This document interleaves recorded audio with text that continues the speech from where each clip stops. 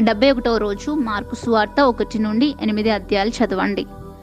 ప్రభువా, నాకు ప్రయోజనం కలుగునట్లు నాకు ఉపదేశం చేయము, మరియు నేను నడవలసిన త్రోవలో నజరేయుడైన యేసు నామములో నన్ను నడిపించుము. ఆమెన్.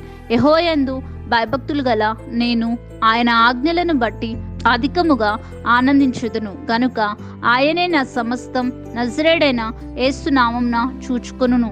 ఆమెన్. నా సంతతి వారు భూమి మీద బలవంతులగుదురు, యథార్థవంతుల వంశపు వారు దీవింపబడుదురు.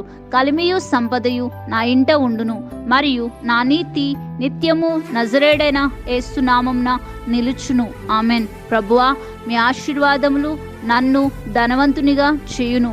వాటితో నాకు నజరేయుడైన యేసు నామమున ఏ బాధ కలగదు.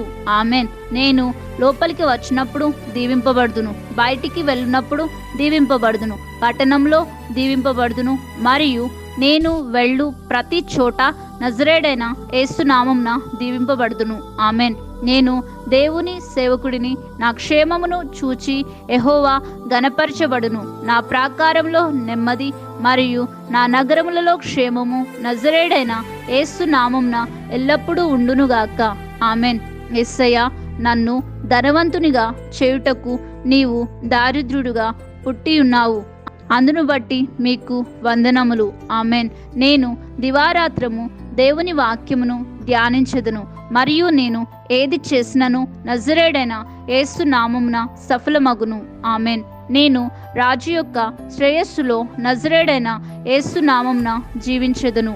ఆమెన్. పరలోకమందున నా తండ్రి, నా ప్రార్థనలన్నిటికీ సమాధానాలు ఇచ్చినందుకు నజరేయుడైన యేసు నామమున కృతజ్ఞతాస్తుతులు చెల్లిస్తున్నాను.